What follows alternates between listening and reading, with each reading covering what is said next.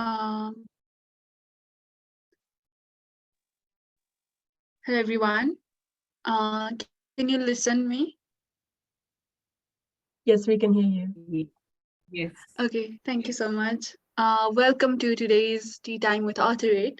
I hope you all have grabbed your favorite drink and are joining us today as we discuss about holistic holistic well-being and mental health for researcher. Dr. Joy Swangari is hosting the event today. She is a consultant, clinical and counseling psychologist and research mentor under Guida Foundation, Kenya. She's also our research steward with AuthorAID and a co-facilitator of AuthorAID Social Sciences Journal Club.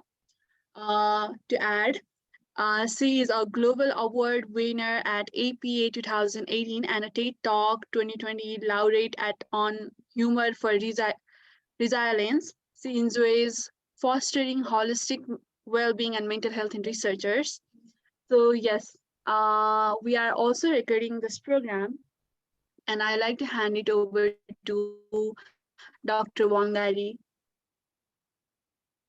Thank you so much, Asta Subedi, our AuthorAID community lead, for this wonderful introduction. This is the second time facilitating this hour, and I will promise you it goes very fast. So I'd like to know if all of us are near our computers. And if you are, please go to the reactions bar at the bottom of the Zoom and put up a thumbs up or a confetti or a love heart. Hopefully no crying, just laughing. We are here for the next few minutes until the top of the hour to just talk about how we are doing. I know a lot more people are joining in. I see your thumbs up. Thank you so much. Some people have tea already. So if you haven't grabbed your cup of tea, please do that. Last time we had this funny conversation about which is the best tea in the world, and a few countries were talking about their tea. I could talk about Kenyan tea all day, but today we are not here to talk about just tea, but how we are doing as researchers. At this time, I'd like to invite Tabitha. Would you like to say something about AuthorAID, especially in case we have some guests who would like to join us? Yes, sure. Thank you, Wangari. That's very kind. So I'm assuming in one way or another you know about AuthorAID because you joined this event, which was advertised through AuthorAID channels. I also have to apologize. My camera is broken, so my computer is playing up with me, and I still haven't been able to fix it. So I won't be able to turn it on. If your network allows, when you're speaking, it's great to turn your camera on. If your bandwidth allows for it. So in case you're not an AuthorAID member yet, a registered member on the website, I highly recommend you go over to AuthorAID.info. I'll put the link in the chat to sign up to AuthorAID and become a member. It's free, and you will have access to a global network of researchers in many different fields who you might be able to connect with, collaborate with, talk to, be a mentor of, or be a mentee of. You can find mentors there. You can become a mentor yourself. You can join online courses that we provide throughout the year, read the blog, write your own blog posts, and much more. So yeah, and just like Asta also just posted in the chat, there's also a Google discussion group. It's a mailing list where people post their requests for collaborations and discuss different topics. And quite a lot of collaborations have come out of this already. So do also join that. And Asta also just put the website link in the chat. Thank you so much, Tabitha, for that message to any newcomers, guests who might want to join AuthorAID.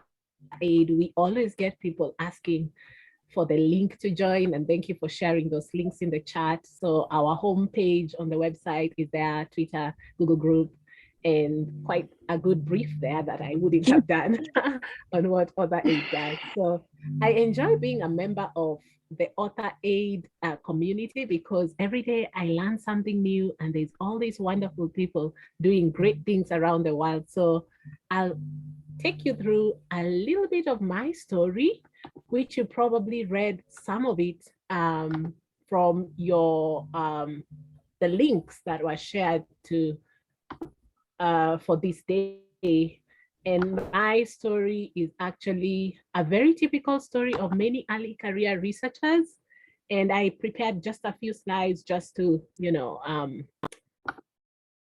activate our discussion today. However, there is no way this discussion should go. It's all about well-being. And so these are just my pointers coming out of my own experience. So I'd like to talk about overcoming toxicity in postgraduate programs. I just was reflecting about my doctorate, which happened not only during COVID, but even well before. And there seems to be quite a common experience in the scholars or the students who are undertaking postgraduate programs. So toxicity is difficult to define. It could be said to be a poison, something unpleasant or harmful. And when I'm talking about toxicity in my presentation, I'm really focusing on constructs such as power abuse, domination, and the idea that it's very insidious and pervasive on a very multiple and intersectional level. And there is a level of invalidation and censorship that perpetuates this toxicity. Therefore, you find that although postgraduate scholars are very enthusiastic going into their master's, their doctorate, and what they meet there is quite different. But the word toxicity also connotes a lot of room for subjectivity, the idea of varying potency. It could be something from something just slightly irritating, tumultuous, to like a very potent, horrifying thing. And I know we've had a range of experiences, some of you that have impacted on your well-being quite directly, while some people have, most people have managed to, get over really tough times. So the idea that it's very, very personal. So there's a word there, chakam, which has to do with visible impact. The idea that you get into postgraduate school and many times, especially from where I come from in Kenya, East Africa, our communities look to us as an elite group that's privileged in that sense. So, we talk about working with an academic angle because, you're in a very esteemed place and, there's a sort of a social status elevation and you're enlisted into very many think tanks and because now you're a scholar and even in the community, you're given those roles, but there's a dissonance in that identity because aside from you enjoying all these privileges, on the other hand, a lot of scholars facing a lot of misaligned expectations or mismatched expectations, discontentment, confusion, conflict, demotivation. And I'm going to share more specific examples of what it was like in my story and see whether any of the things I say will resonate with any of you who are early career researchers now or were early career researchers just in the past. So my story had a lot to do with different issues, partly financial. For instance, doing a doctorate for the first time as a long-term project was not easy. It was characterized by a lot of unknown change and uncertainty and the problems. Most of us will talk about balance, work-life balance, the so-called work-life balance. The idea that you really have increased responsibilities and not enough time to complete anything quite.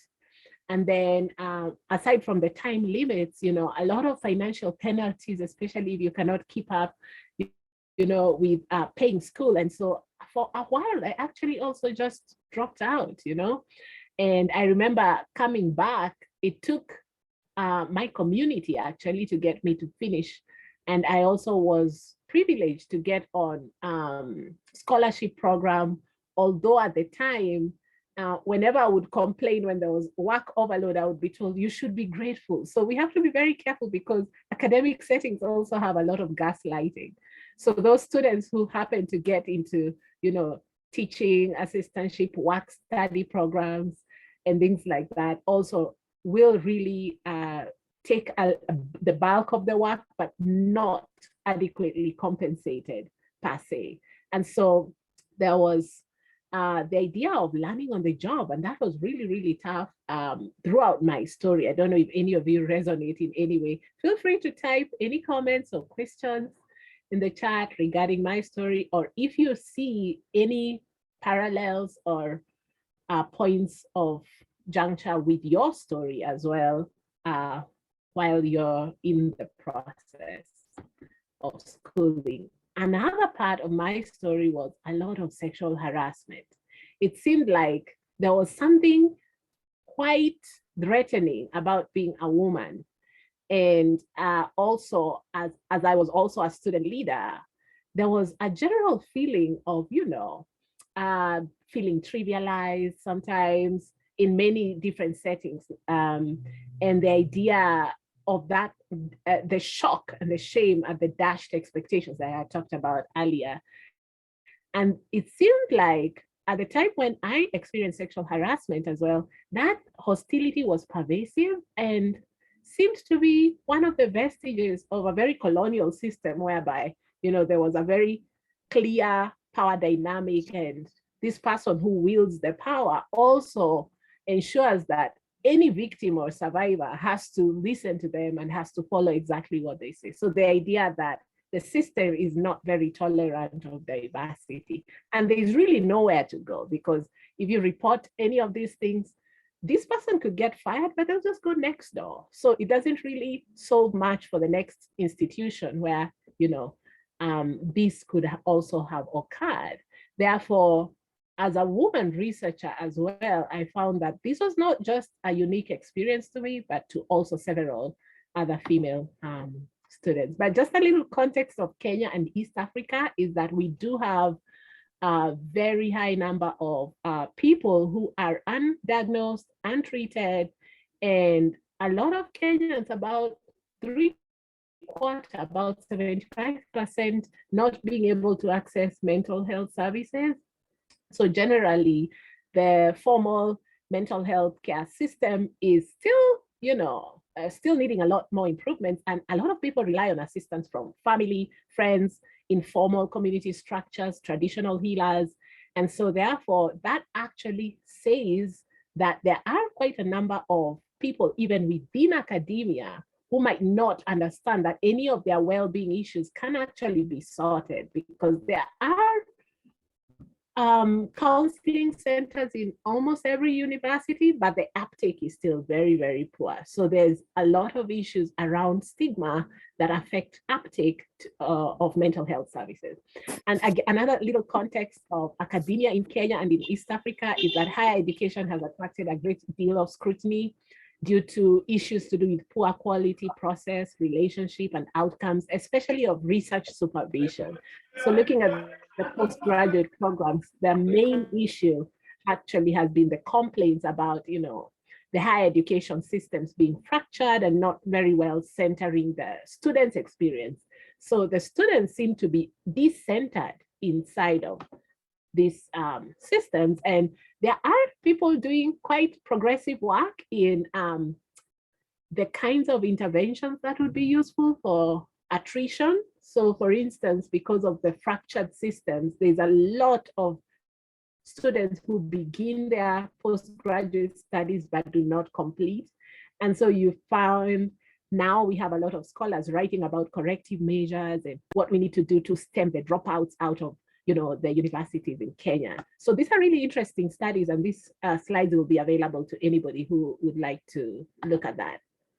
It was just for us to have a little bit of an experience. So do you know anyone? So I was just curious to know, do you know anyone who took very longer than the stipulated time to finish their master's or doctorate? Or have you been one person who has been affected by this? Or have you known people who have had to give up completely? usually for postgraduate studies, taking a long time sometimes is seen as the norm rather than the exception, although it should not be the case. In Kenya now, they give a total time, maximum time of 9 years by the Commission of University Education, which is the governmental body that oversees all the higher education institutions. And so if you take longer than 9 years, then according to the Commission for University Education, you need to restart your postgraduate student program. And there's a lot of students who have gotten emails that now they are now at 9 years and they need to complete and get out. And so I'd like to know if any of you have had that experience and how you overcame that problem of attrition. So just as I conclude, some of my self-care strategies were such as, you can see the problem on the left of the slide and the solution I took on the right for most of the things I had to face. My journey was actually 9 years. My doctorate studies took 9 years from the year 2013, January. They just graduated in September 2022. So overwhelmed, what I did a lot of times was taking some mindful breaths, and I hope at the end of this hour, we'll be able to do that together. We'll do some deep breathing exercises. I had headaches a lot, and I tried to move my body and not be so sedentary, because I spent long hours just typing my doctorate research. There was a lot of overload, obviously, because of the increased responsibilities. So I got a new perspective. I used humor a lot to get a new perspective when I was under duress. And then when I'm feeling like I'm quite sedentary and indoors, I did a lot of naturing. I just went outside. You know, human beings, we are biophilic. We love nature. So outdoors really did the trick for me. Sometimes I was craving sugar and fat. I don't know if any of you had that experience. And what I did, somebody's even raising their hand. I see you, Carol Sargent. I just, tried to eat right. And I actually had to stop my, craving by, taking a lot more water. So I used to pack a lot of water even through class and through my studies, even in the library. And sometimes I'd feel tired, sluggish, forgetful, and lots of burnout. In fact, I remember many times I woke up, I went to type, and I just left everything and went back to sleep. I remember that very clearly in my mind. And so what I used to do is I made time for recovery, AKA sleep. At least I did not sacrifice my sleep. I know a lot of students who, will take pills and stay up all night for nights on end. And obviously I knew for that. And then I also faced a lot of loneliness. So the kind of academic input I needed to put out made that there was nothing else in my schedule that I could do. So obviously my social life just flew out of the window. So I had to build a whole support network afresh. Sometimes I felt demotivated. So I tried to feed my mind positively and just look at a big picture so that I get through my studies. And then there was always a diet of negative input for some reason. So I did something positive in the world, especially the waiting periods, when you're in limbo and you're just waiting on maybe feedback and you don't know how it will go. So I'd go and just do something else outside. And that's how I managed. I was very fortunate to get a global award at the APA in the year 2018. I had done everything on my research.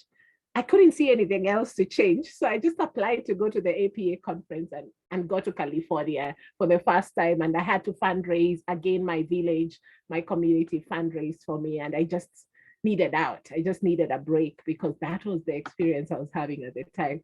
But ultimate solution for me was memes. So that was my ultimate go-to strategy. They were easy to find, especially lockdown gave us this blessing of all of us just getting online. And so I did lots of laughter, great stress release, lots. And then I got obviously lots of reframing of my thoughts, and I could get like informational tips on how to reframe some negative thoughts that I was having. You can see a meme here on the right where somebody goes to their advisor asking for support, and it's like the advisor is cutting chilies, and suddenly the chilies are all in your eyes, and you're like, oh my goodness. So those are some resources from my experience, and I've seen that now there's a body of knowledge that we need to develop about the experiences of people, especially in the global south, who are early career researchers. And hopefully we'll be able to do this breathing exercise at the end, towards the end of this hour. So now I'd like to take some sharing. I took longer than I wanted. I see some comments. I see the smiley emoji, Fortune. Thank you. So many comments. Yeah, common in Nigeria, sadly. Yeah, there's a lot of toxicity in a lot of postgraduate programs. I can see that. So I'm curious to know, and this would be a great time to raise your hand and unmute and just say, do you relate with any part of this presentation? And before I take those people who are raising their hands, let's see, I see more comments. Carol says, I do see parallels. Fortune, interesting. Carol says, they wanted me to create a program for postdocs. I would have been able to interview and hire my own 2 postdocs per year, but I realized quickly that this was a way to have underpaid employees. It didn't seem fair to the postdocs, so I never went through with it. I got sexually harassed as well when I was a doctoral candidate. Oh, I'm glad to know I was not alone, and you know, the underpayment and all of that, and the sexual harassment. Thanks for the solidarity. Dr. Paul says, interesting, in Ghana, it's 1 to 1.5 million. Yes, you become like a member of an elite group, you know. Karen says, I helped a guy who took 15 years. He did finish. Wow. Fortune, yeah, it's common in Nigeria. I know plenty. Dr. Paul adds, you know, Regina says, my master's took 7 years. I didn't have enough funds to cater for my studies. I had to work and save in order to clear for me to graduate. Judith says, let us make a difference. In most cases during our supervision, we want to reiterate. I like that point. The idea that we got to stop the trauma, the toxicity, and not take it to the next generation of students. There you go. Dr. Esuman says, Lord have mercy. Dr. Paul says, I'm trying to look at a similar concept in psychiatry in Ghana. Wonderful. So let's see, do we have any, and some claps? Okay, Judith, welcome. So this is the time when we get to talk. Welcome, Judith. Well, thank you, Dr. Wangari. I'm Judith from Uganda. Hope you can hear me. Yes, we can hear you. Well, my experience is really contrary to yours because I did my PhD in 3 years. And I must really commend my supervisors because they really helped me through in time. And when I joined, I really had people say they've been in this for 10, 15 years, but I thank God it was the opposite. And I believe it was because I really had a Canadian professor and an African supervisor. So they really worked together to help me through. So I believe this is very common when you have African supervisors who have gone through this and they want to pay back. That's why I put that comment that please, can we make a difference? Let's not retaliate on to our students. Thank you. That's all I can share.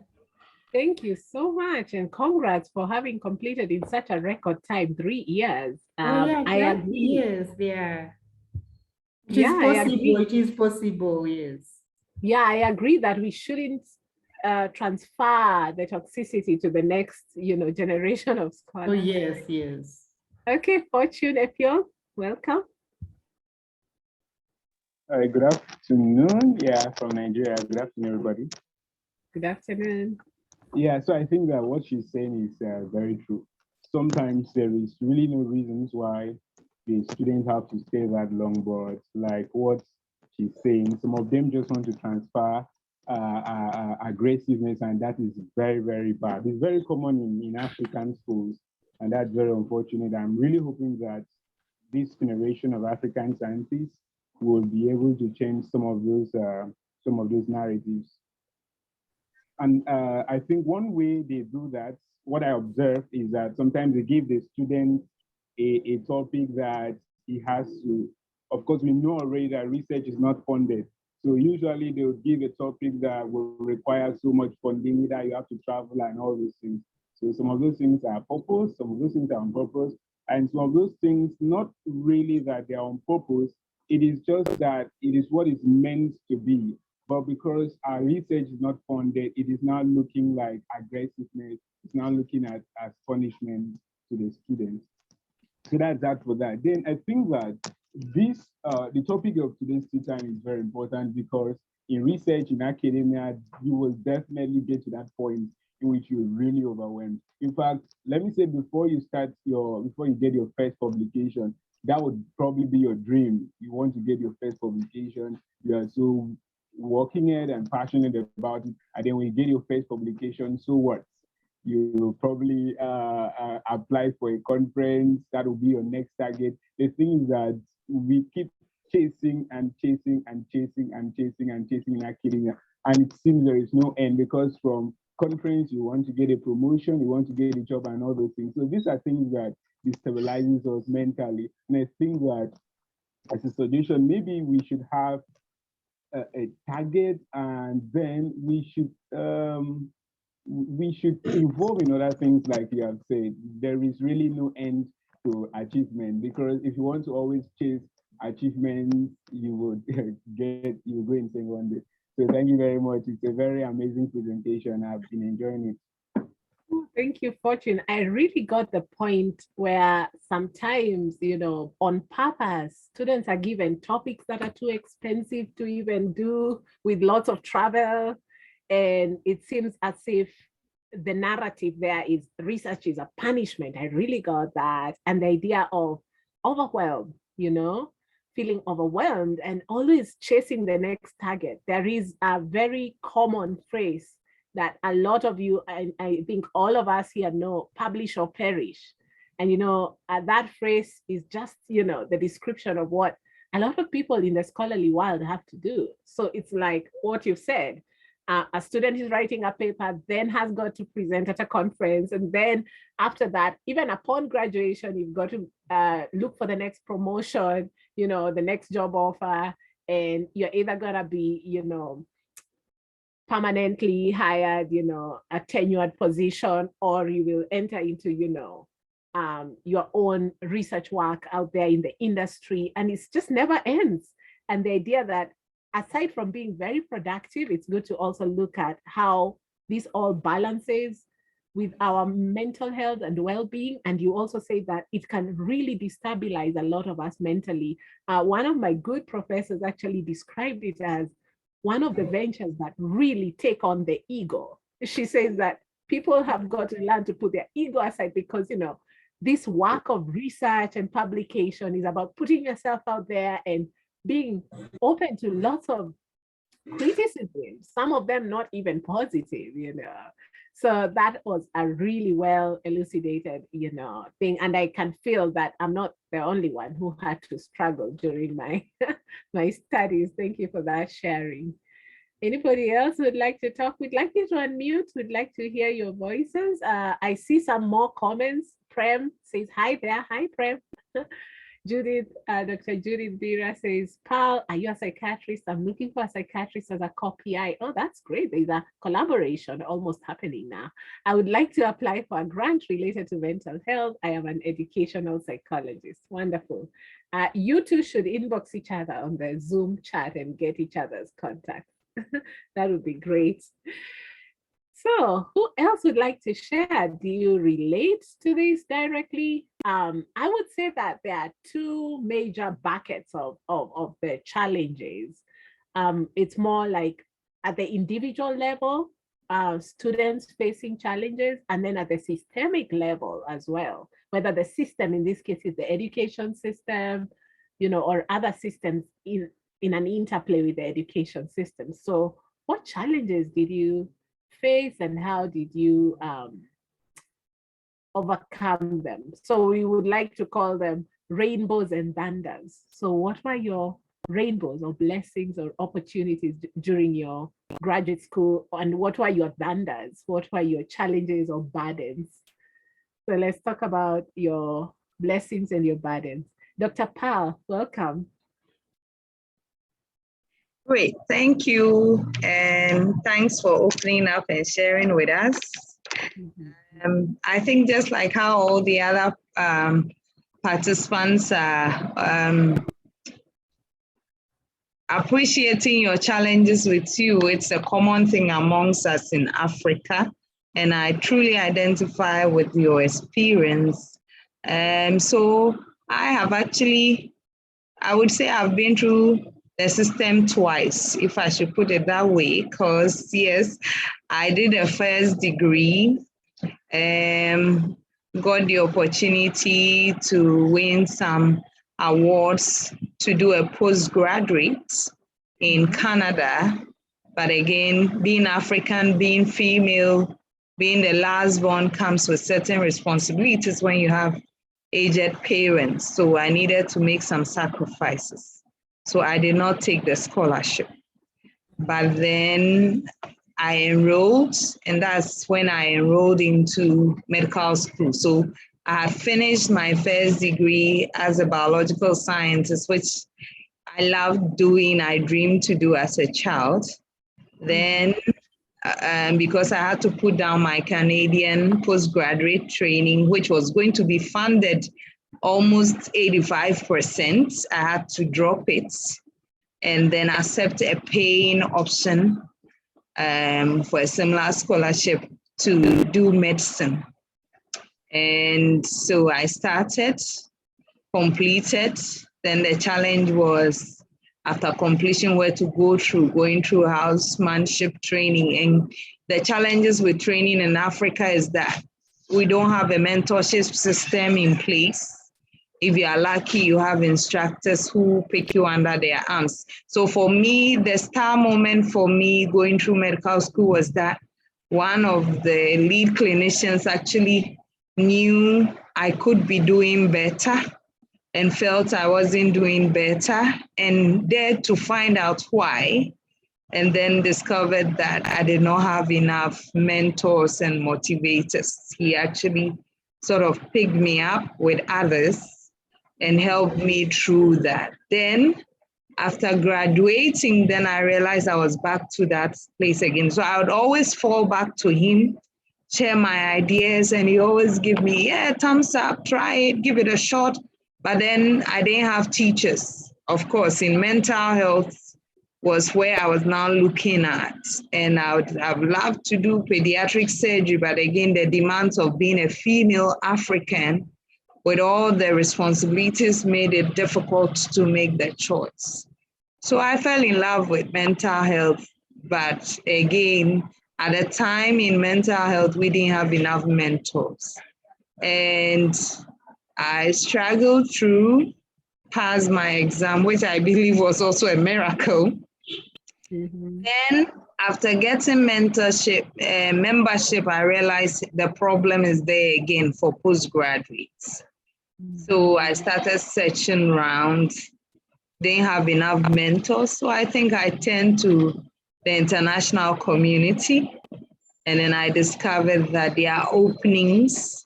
And I joined the first European College of Neuropsychopharmacology conference on a sponsorship by a pharmaceutical company, the one that's been helping us, Johnson & Johnson. Then I joined a campfire session with early psychiatrists. And I was amazed to learn that what we are facing in Africa is no different for them in Europe. I actually listened in as an early career psychiatrist shared her experience of feeling lost and feeling overwhelmed by the workload and how she pulled through it. So then I was like, is it possible for me as an African to also have that kind of opportunity? It comes with you having to pay to be a member. And I felt, well, if it's worth it, then I was willing to pay and get some form of membership ongoing. And from there, my practice changed because I was now getting access to cutting edge findings in psychiatry. My patients were better managed. My patients actually become hooked on me and would not even come for review. If I'm on leave, they would call me. And if I dare give any indication that I wouldn't be around, that would be it. I saw a changes in how I saw mental health practice.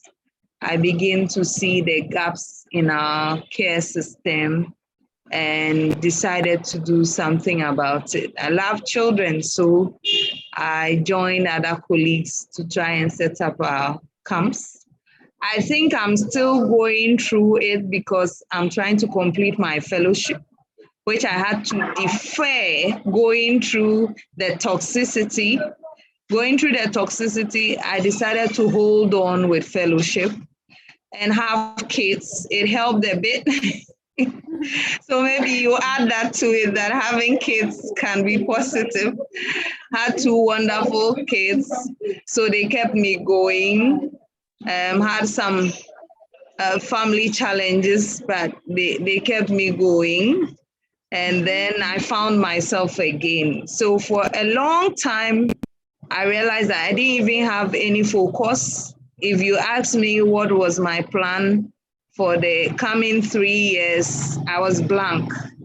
But when I made a time to recover, decided to make my sleep a priority and acknowledge when I think I was burnt out and accepted that I was going through burnout and try to open up to other colleagues and also my supervisors and studied myself better. So I even discovered that I could only survive 3 months in work.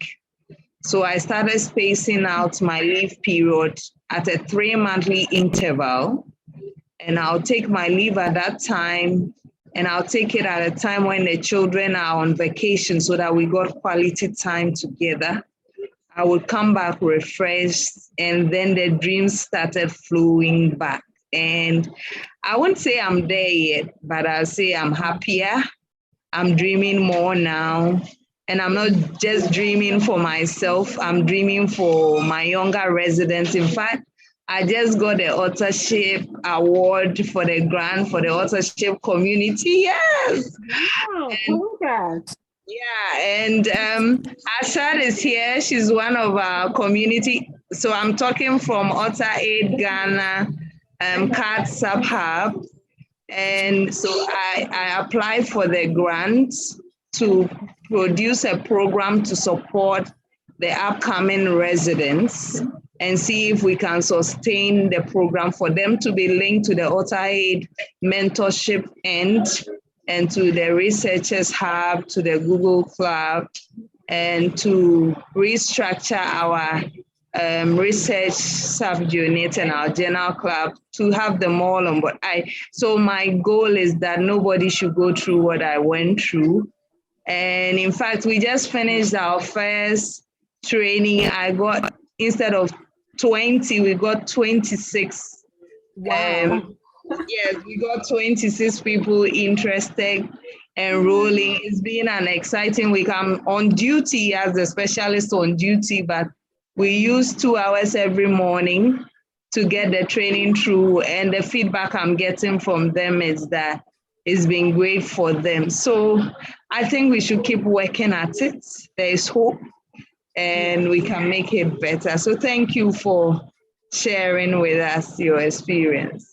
Wow, that is so heartwarming, Dr. Pam. And what's happening in West Africa is also in East Africa. I mean, those challenges are all over the global south and the world. You've also said that you actually learned that even in the global north, these challenges. And I like that you took the strategy of linking up with the international community at that time, which seemed to be quite, very, very useful for you at the time. You've mentioned quite some pointers that I captured, initially wanting to go abroad and having gotten 85% funded opportunity, but you had to drop it because of family obligations. That really points to also the place of women scholars in caregiving tasks while they are getting through school, and you had to take care of your aging parents at the time, you know.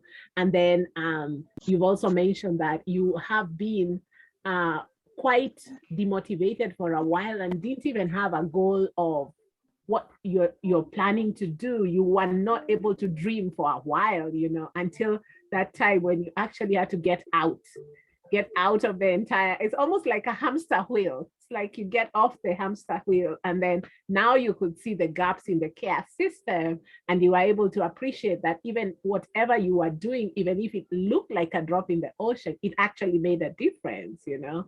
So that's really interesting. And you've also mentioned that at some point you had to accept the diagnosis of burnout. You know, that's really interesting, because those of us who are specialists in mental health really also take on a lot of work in our field. There's a lot of work to do.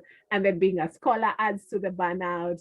And so you've realized now your workload needs to give you some time off every 3 months or so. And having kids and getting a family was actually a stabilizing factor for you. So now you're able to get your creative flow back, and you can dream again. And congrats for that funding. I'm also one member of a team, a recipient of AuthorAID funding in East Africa. We're just behind you. You have a really large team there that you're training. That's amazing. Yeah, we're just about to have our first training also to a group of mentors. I think we need to formalize these mentorship spaces so that students know that they exist. I think part of why I felt very lonely through my journey is I didn't even know for a while, you know, that AuthorAID exists and you could get this kind of help. So, you know, that was really heartwarming hearing from your experience also. Yeah, just quickly. So that's Dr. Evangeline. She's one of the residents who just went through the training. She's saying hi. Great.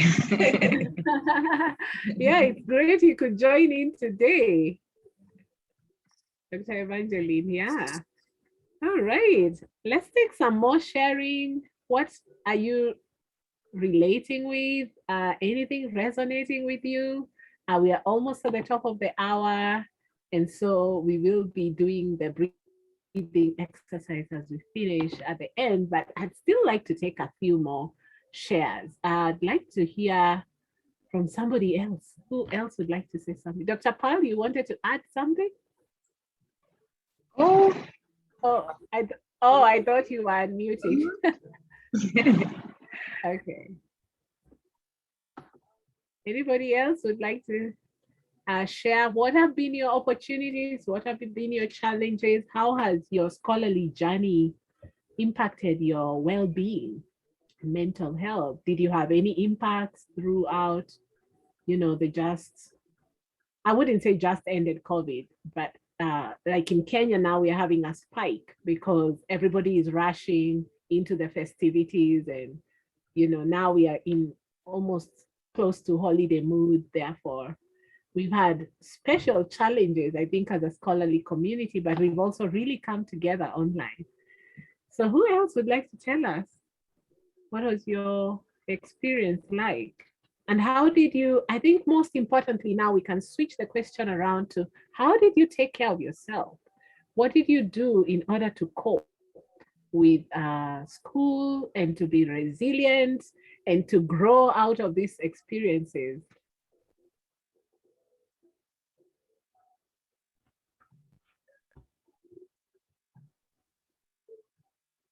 Let's see if we have any chats.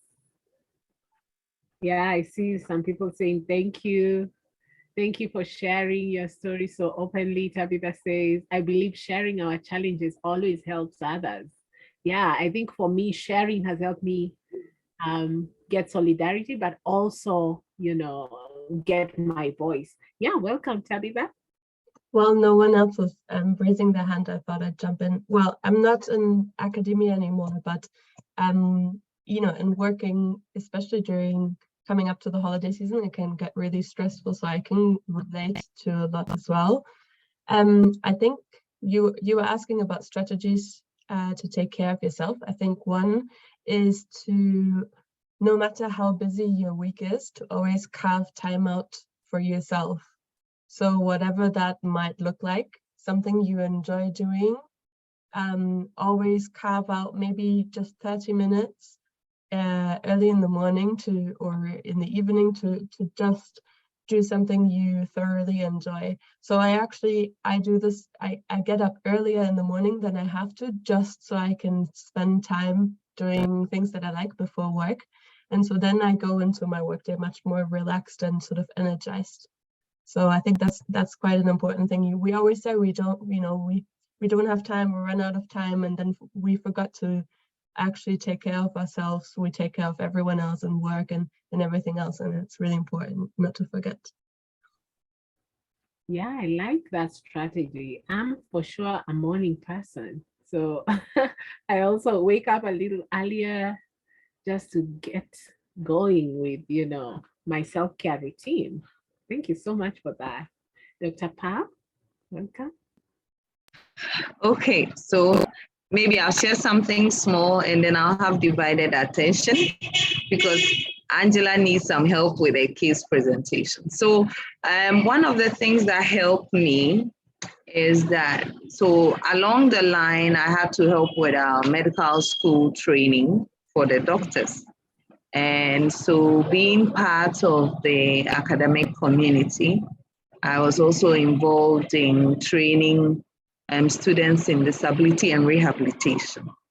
And one of the areas or the topics or the courses I deal with is stress management. So going through the lessons, one day there was an aha moment, so I realized that the processes involved in managing stress are the things that help you go through these difficult times. So I started applying myself to it. And the important things is that you stop whatever you're doing, create a period where you stop, where you pause. So you have to pause and reflect and ask yourself questions. And the first question is, why am I in this state? Okay. What are the issues that have resulted to me being in this state? And if you can just literally list each of the things that you identify as the stresses or the source of the stress. Now, when you've identified the source of the stress, then now you identify the stresses within that source. So let's say in my instance, it was academic expectations or academic goals or mentorship needs.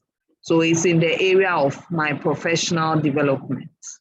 And so in the area of my professional development, it was absence of mentors or supervisors. So you identify the stressor and the source of the stress. Then you literally list the areas, the items that are involved in resolving that stressor.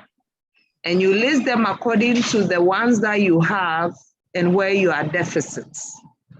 And then you prioritize them. So you decide which is the most important thing that I do not have, and which is the next in importance, and what are the resources I have with regards to each of the things I don't have. And then the next question will be to ask yourself, how do I acquire those things that I do not have? Is it possible to acquire them? If the answer is no, it's not within your reach, it's not possible to acquire them, then you need to now decide to let them go. Or you decide to put it on hold until you are well-resourced to attain them. And the ones that you realize they are within reach for you to attain, you now outline a plan to attain them. And in the plan, it involves organizing yourself. So trying to control your environment. Sometimes we are burning out because we are multitasking. We're engaged in too many things at the same time. You want to take a look at all your engagements and organize them again. And then look at the timelines that exist for each of them and plan them realistically. So say I have to do choir rehearsal, I have to prepare lecture notes, I have to set questions, I have to run a clinic, I'm on duty. you look at the timelines. Oh, I'm on duty this week, and I'm not due to turn in my exam questions until next weekend. So instead of doing my duty and still trying to set questions in a heavy duty, I postpone setting the questions to next week when I'm not on duty. So you organize your environment, and that includes internal and external environments. You put the ones that are not urgent on hold and set alarms or set up organizers and reminders to remind you when there's a deadline approaching. And you set targets for achieving the ones that are closer to their deadline. And when you do realize that you have achieved a set target within the timeline, yes, reward yourself. Give yourself a treat and plan your leisure time. Actively plan to rest and actively plan to eat healthy. Like you said, we know that physically when you are stressed up, your body begins to look for quick sources of energy. And that is why you get the cravings for sugar, fatty food, oily food. Your body begins to look for quick fix, and that leads to junk eating. But one of the important things to deal with burnout and stress is to eat healthy, stay active. And so you plan your time so that you eat healthy, you get adequate rest. And on average, we need between 6 to 7 hours as adults for sleep. It doesn't have to be in one night. But if during the midday you realize that you need the sleep, just take a nap, 30 minutes, 20 minutes nap, and you wake up and you are refreshed and you can continue. So plan the time for recovery. The sleep time is the time for recovery for the brain. And the sleep time helps break the cycle of anxiety and decrease the impact of the anxiety resulting from the stressful situation on your brain. So once you've organized your environment, you have identified your resources, identified the deficits, plan and prioritize the deficits, how to attain the deficits, and then set realistic targets for attaining each of the deficits. Organize your environment. And organizing means get some control back.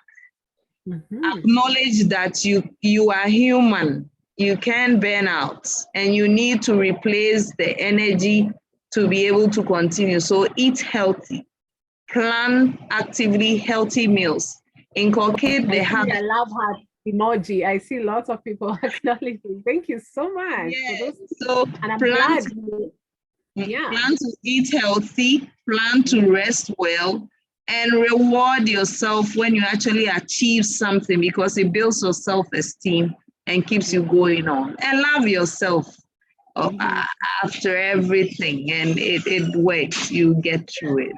Great. Thank you so much. Those are really beautiful tips, really on point. And I hope that more of us can take on more of that and reaching out, especially if you need help. Thank you. Baba Maragana, welcome. Just a brief one, and then we'll do our breathing exercise to close. Please unmute your audio. Yeah, welcome.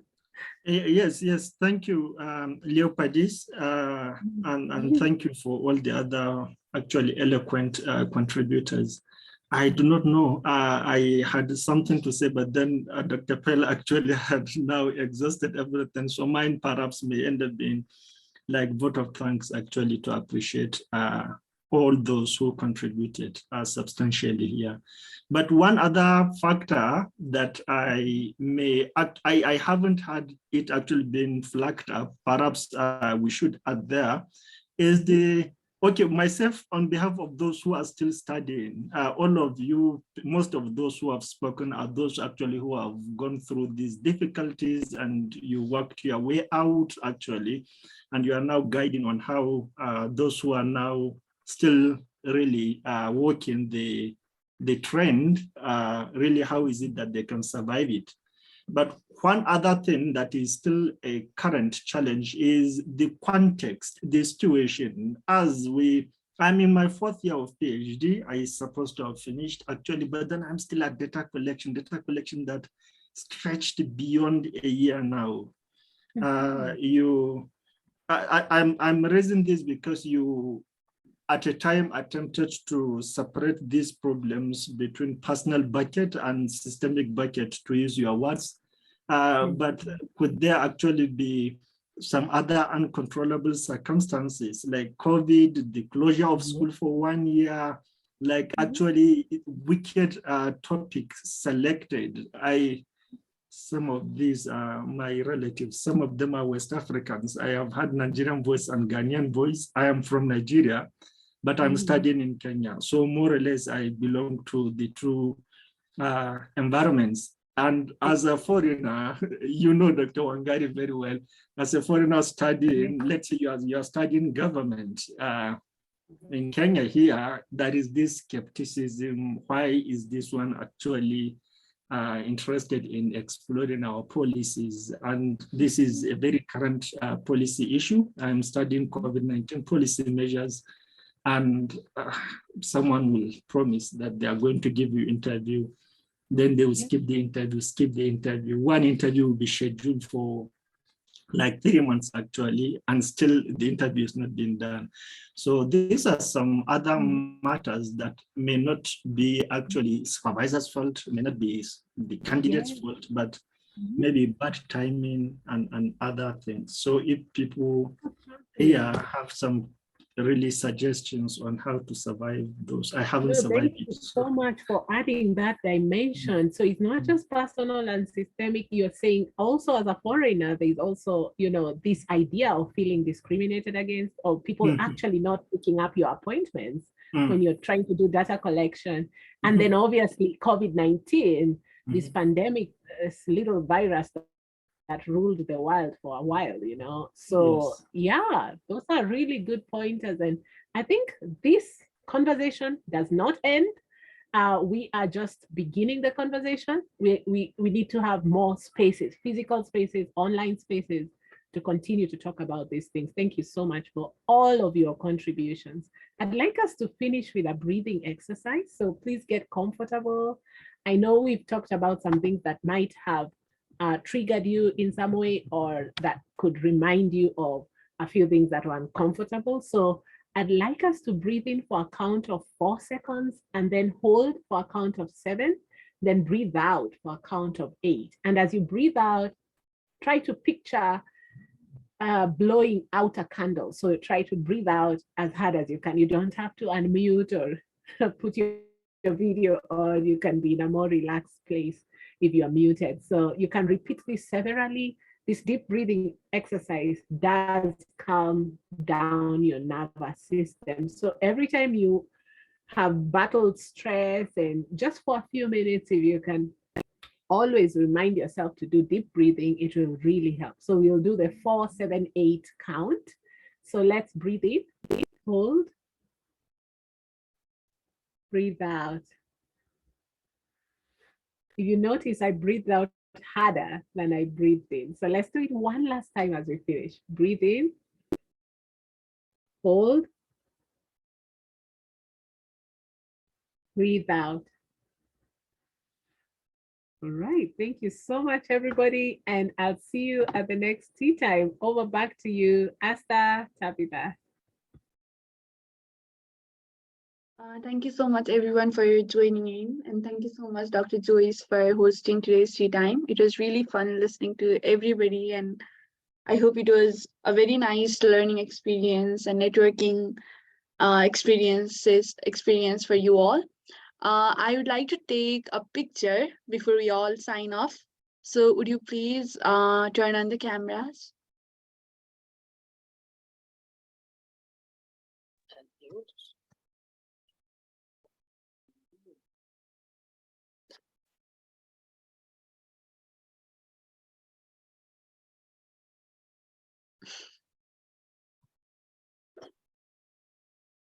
Okay. Okay, I'll take the picture. Please smile. Also one fun pose. Annie?